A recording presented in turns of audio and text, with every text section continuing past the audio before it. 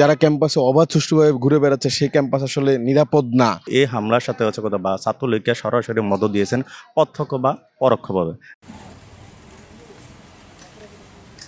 ঢাকা বিশ্ববিদ্যালয় কেন্দ্রীয় ছাত্র সংসদের যে গঠনতন্ত্র, সেখানে 18টি, হল সংসদে 22টি সহ মোট 377টি সংস্কার দিয়েছে ছাত্রদল, যার 1 থেকে 1.5% শুধুমাত্র গ্রহণ করা হয়েছে, বাকিগুলো একটিও করা হয়নি। ছাত্রদল দাবি করেছিল যে ঢাকা বিশ্ববিদ্যালয়ে 52% নারী ভোটার, সেই ক্ষেত্রে 52% নারী ভোটারের মধ্যে তাদের একটি সহসভাপতি পদ, 2টি ভিপির প্রস্তাবনা দিয়েছিল ছাত্রদল।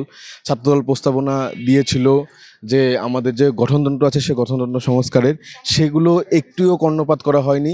হলে হলে যে ছাত্র রাজনীতির বিরুদ্ধে যে মব কালচার, সে মব কালচারের বিরুদ্ধে এখনও বিশ্ববিদ্যালয় প্রশাসন কোনো ধরনের পদক্ষেপ গ্রহণ করেনি। বিশ্ববিদ্যালয়ের শিক্ষার্থীদের নিরাপত্তা নিশ্চিত করা যায়নি। আমরা দেখেছি যে 5 আগস্ট পরবর্তী সময়ে ঢাকা বিশ্ববিদ্যালয়ে তোফাজ্জল হত্যা হয়েছে, ঢাকা বিশ্ববিদ্যালয়ের মেধাবী শিক্ষার্থী ছাত্রদল নেতা সাম্য হত্যা হয়েছে, এখনও সাম্য হত্যার বিচার পাওয়া যায়নি, তোফাজ্জল হত্যার বিচার হয়নি।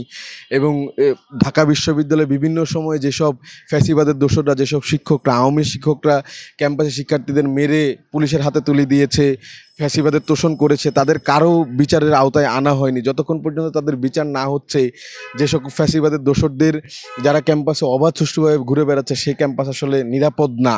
কারণ তারা তো এই শিক্ষকরাই কিন্তু 2019 সালে যে ডাকসু হয়েছে, আগের রাত্রে ব্যালট পেপার ভরে রাখা, আমরা দেখেছি যে আগের যে ডাকসু ভিপি তার উপরে সরাসরি প্রত্যক্ষভাবে হামলা করেছিল। তো আসলে হলের দিন এই প্রশাসন আসলে যোগ্য কিনা একটি নিরপেক্ষ নির্বাচন করার এবং সুষ্ঠু অবাধ অংশগ্রহণমূলক নিরপেক্ষ, এটা নিয়ে আমাদের সন্দেহ আছে। যতক্ষণ পর্যন্ত না এই সন্দেহ আমরা দূর করতে পারছি ততক্ষণ পর্যন্ত ডাকসু নির্বাচনের জন্য ক্যাম্পাসকে আমি সেফ মনে করছি না। আচ্ছা, বিগত সময়ে আমরা দেখেছি যে সরকারি ছাত্র সংগঠন যারা বিরোধী মত ছিল তাদের উপর দমনপীড়ন চালাতো। এখন যদি আমি বলি যে বাংলাদেশের সরকারি ছাত্র সংগঠন কোনটি, সেক্ষেত্রে বাকশাস আছে। আমরা দেখেছি যে হলে হলে গুপ্ত সংগঠন যারা বিভিন্ন সময় মব কালচার তৈরি করে, বিভিন্ন ক্যাম্পাসের মধ্যে একটি রাজনৈতিক দলের প্রধানের বিরুদ্ধে উল্টাপাল্টা স্লোগান বা বিদ্বেষমূলক স্লোগান দেয়, যেগুলো আসলে খুবই শ্রুতিকটু শোনা যায়।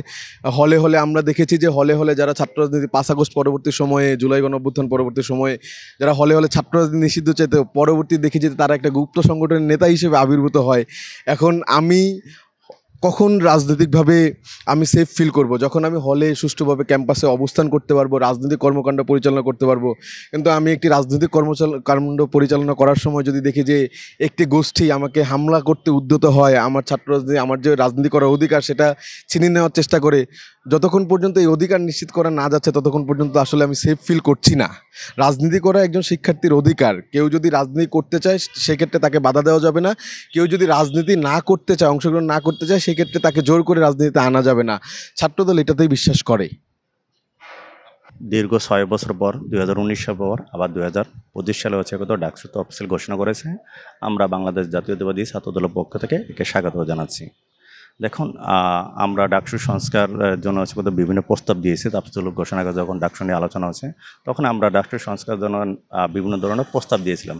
সেই প্রস্তাবগুলোর জন্য ক্ষেত্রে ন্যূনতম হচ্ছে প্রস্তাবগুলো হচ্ছে কত মানা হয় নাই, না মানা হয়েছে তড়িঘড়ি করে এক প্রকার ডাকসু তফসিল ঘোষণা করা হয়েছে।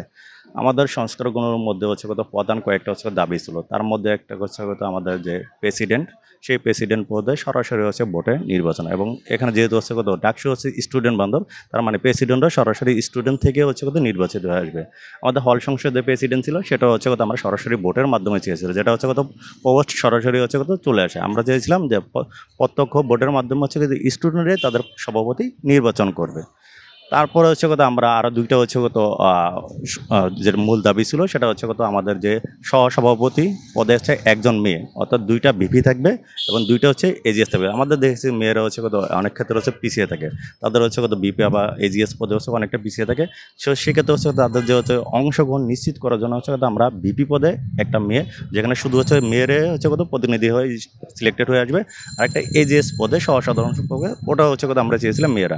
কিন্তু এই তিনটা সংস্কার হচ্ছে তারা এখানে আমাদের হচ্ছে কত তারা হচ্ছে গ্রহণ করে নেই, এবং হচ্ছে গ্রহণ না করেছে সরাসরি।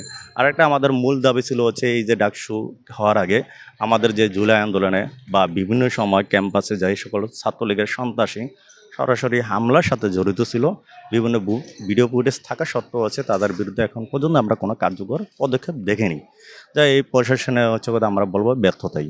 তাছাড়া হচ্ছে যে কত আমরা দেখেছি হচ্ছে কত অনেক শিক্ষক কর্মচারী হচ্ছে কত এই হামলার সাথে হচ্ছে কত বা ছাত্রলীগকে সরাসরি মদত দিয়েছেন প্রত্যক্ষ বা পরোক্ষভাবে, তাদেরও হচ্ছে বিচারের প্রক্রিয়া হচ্ছে কত কার্যক্রম দৃশ্যমান হয়নি। তো এই পরিপ্রেক্ষিতে হচ্ছে কত হঠাৎ করেছে ডাকসু তফসিল ঘোষণা করেছে, তারপর আমরা ডাকসু স্বাগত জানাচ্ছি। আমরা যেহেতু শিক্ষার্থী বান্ধব সবসময় চিন্তা করি আমাদের কার্যক্রম শিক্ষার্থী বান্ধব, আমরা হচ্ছে এই তফসিলকে স্বাগত জানিয়ে আমাদের যে কার্যক্রম পরবর্তী হচ্ছে কত আমাদের প্যানেল বা এগুলো নিয়ে দৃশ্যমান সেটা নিয়ে হচ্ছে আজকে আমাদের একটা আহ, বাংলাদেশ জাতীয়তাবাদী ছাত্র দলের পক্ষ থেকে সংবাদ সম্মেলন রয়েছে, সেখানে সবকিছু ক্লিয়ার করা হবে।